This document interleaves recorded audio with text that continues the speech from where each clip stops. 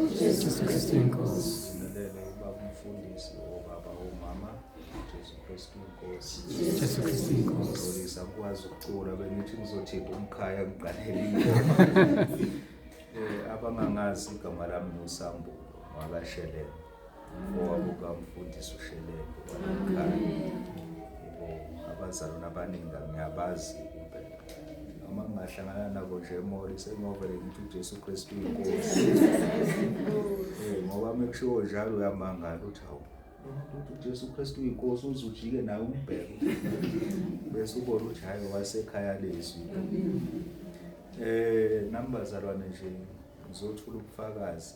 Hlale ifika lento mengisekhaya lezwi ukuthi entabeni endlu kaJehova kuyabonela ukuthi akuthula ubufakazi nawe kodwa nje ebekhona uSathane othi uzothini uzokhuluma ngani nje hlala phansi libe ingcinazela lento kodwa namhlanje ngithe hayi isithe uSathane uthi ke ngisinqobe nje ke ngimjabhisa uSathane anginabo ubufakazi obutheni nginobufakazi nje bokuthi nathi sikhulele enkonzweni la umfowethu akabuya khona nami ngisasekhona ngoba kunento ke ngikhuthazayo ehlala ishiwo baba uNsibando mesilalela inkonzo zakhe ethi shine where you are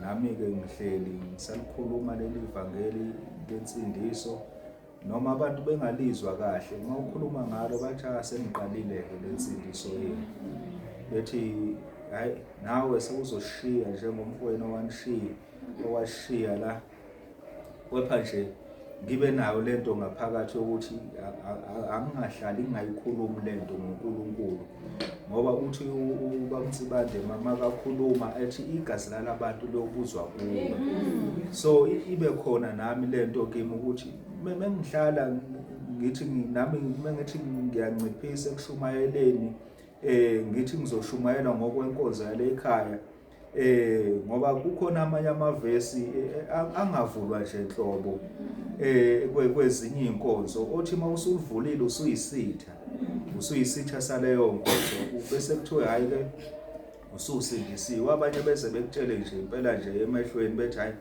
uyabona ke wena ke sohamba ngendlela yensindiso manje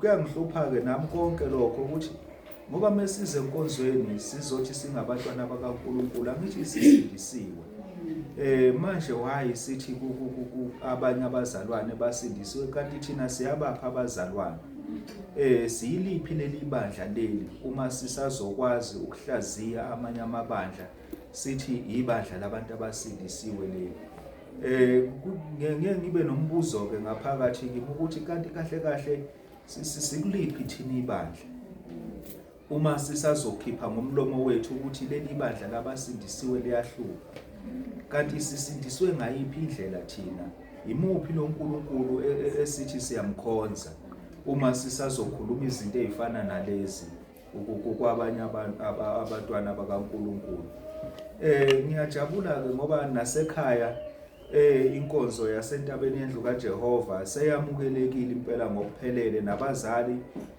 sebeyayibona impela manje ngokuphelele sebeyalizwa ivangeli lasentabeni endlu kaJehova kuyabonelelwa ngingakusho nje lokho ukuthi uma nami ngisangena ekhaya lezwi nganginakho nje ukungaboni kahle nami ngoba ngangize ngikhuluma nabanye size si-advisana ukuthi nezwi lithi anoqaphela nihlolisise omoya ngekhathi zokugcina kuba khona abefundisi abaningi ibe khona nje lento yokumbuka ubaMtsibande ukuthi hayi cishe naye lo baba ukubo labefundisi labo izwe likhuluma ngayo ukuthi kuyofika abefundisi abaningi abayokwenza imanga kepha nje laba linye izwi lakhuluma ukuthi ubaMtsibande nguye impela ubiziwe ngoNkulunkulu futhi usebenzela uNkulunkulu so ke yaba khona futhi lento ukuthi nalapho okhona qhubeka uhlale kepha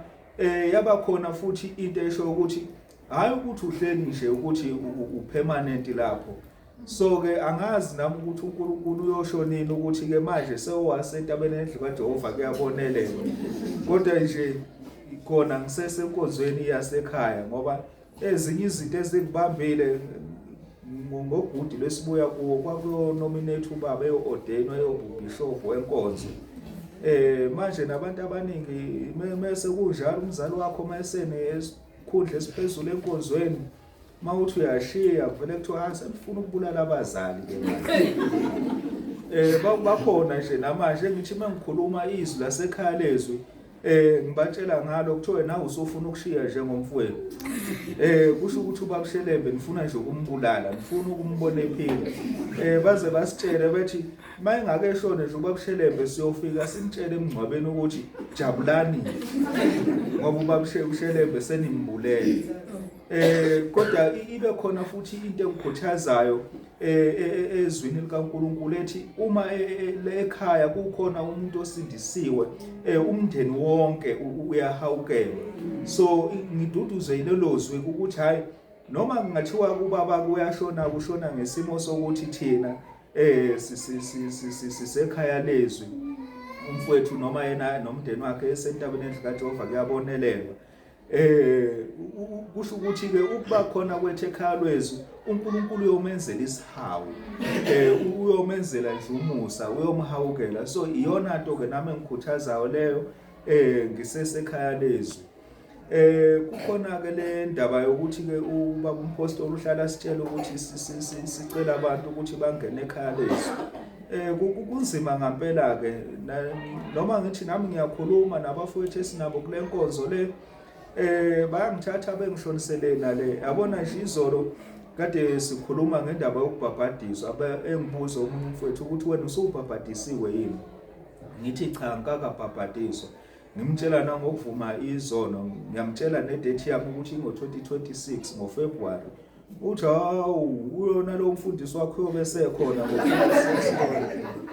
Ngithi noma engekho kodwa uNkulunkulu uyolenza icebo ukuthi avuse omunye umuntu engiyovuma kuye.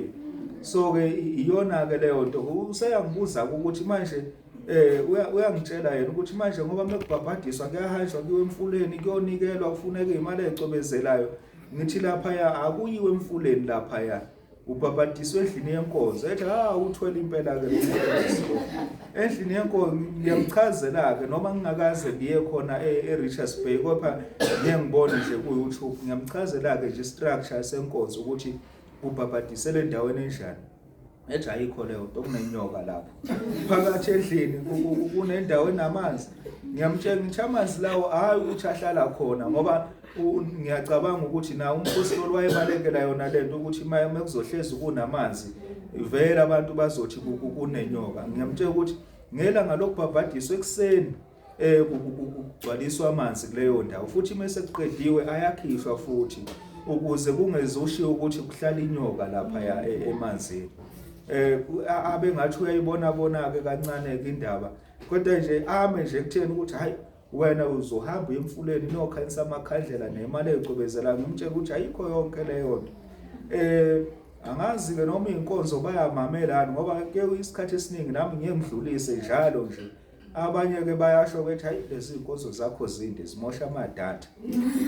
Kodwa umuntu uma umsendela nje into enamahlaya phakathi ujabula kabi aza aphendule futhi acommente. Kepha uma umthumela inkonzo mhlawumbe omunye nje uvela ashaya udelete sometime ethi hayi sekuqalileke nayo ke le nkonzo le athi delete.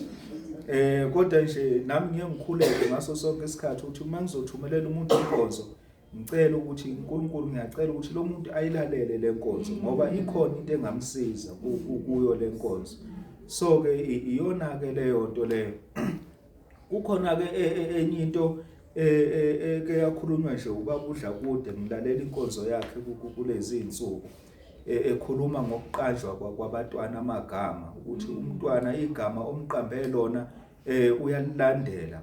Wachaza kwathi walinganisa ngobani ngisakhumbula ngoCijepi or ngobani wathi abanye abantwana abanye nje noma emzini yabo kuyaliwa njalo ngoba umuntu wamqamba igama. So ke nami ngitheme ngihleli ngihlaziya igama lami uthi abazali bami bathi ngiuSambulo ngampela ngiyiso yini iSambulo ebantwini.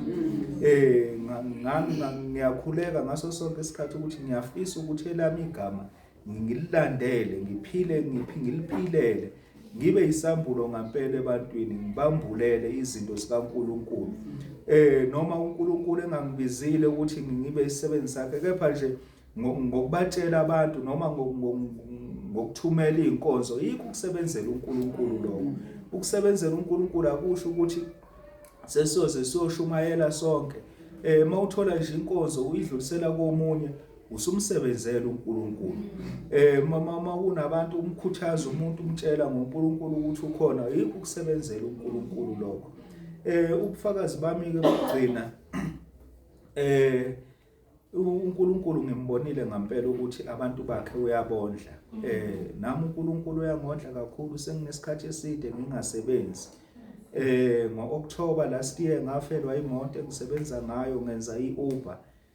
Yafa nje, kwaba nzima ukuyilungisa, namanje kunzima ukuyilungisa. Kepha uNkulunkulu nje uyalenza icebo. Kukhona iveni kamfowethu ebihleli, kuthe nje lezi insuku kade kuzoba inkonzo yaseKatlehong lapha umfowethu ngokuthi ke wayengicelile ukuthi ngihambe ngilanda iPK Orange Farm. Since iveni kimle ngiyasebenza nje ngayo, nabantu bayangifonela bathi zwile kuthiwa uneveni, ngicela uzongithathela impahla ungise lapha, ngithola imali. Kade ngihleli, uNkulunkulu kade ngondla ke sonke lesi sikhathi, nemali yerent angikaze ngayiswela. Bebe bakhona nje abantu uNkulunkulu abathintayo, ngivele ngithola imali yerent. uNkulunkulu athinta umuntu, ngibone semfakela imali, umuntu afuna athi hayi ngifakela imali, ngiyazi ukuthi awusebenzi, hamba uyothenga ukudla.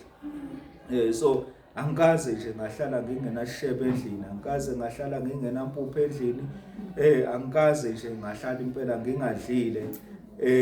So ke lokho ke izithelo lezo zasekhaya lezwi, zokuthi noma mekuthiwa singene emkhosini, sisingene emkhosini, kukhona ke into mina ebengingayazi, ukuzwa nje izwi kaNkulunkulu likhuluma noma umoya engcwele ekhuluma kuwe, bengingayazi leyo nto.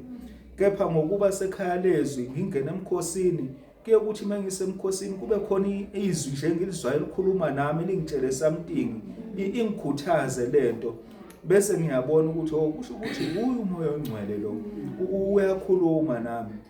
So sonke lesi sikhathi kade ngingangeni nje emkhosini, ngingafasti, bengingalizwa lelizwi leli.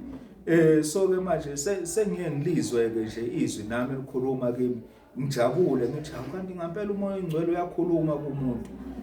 So ke ukuba semkhosini nje nami kuyangikhuthaza impela, ngiyangijabule kabi mengizwa kuthiwa kunomkhosi ekhaya lezwi, ngithi ngizongena. Kwesinye isikhathi usathane alweke, mhlawumbe sokuthi lapha mekuwo 7 days, ko day 5 uthola ukuthi hayi sivele selwi sithi yidla.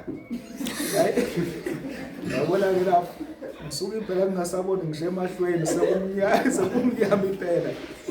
Hayi ngithandaza uNkulunkulu, kodwa lezi insuku ezo5 engihlalile, le 2 days nje ngiyaxolisa impela. So ngiyacela bazali ukuthi menisakhuleka ke nami ningikhulekise ukuthi ngingabreak la 2 days lapho, ngihlale nje impela ngize ngiwuqede umkhosi uJesu Kristu inkosi.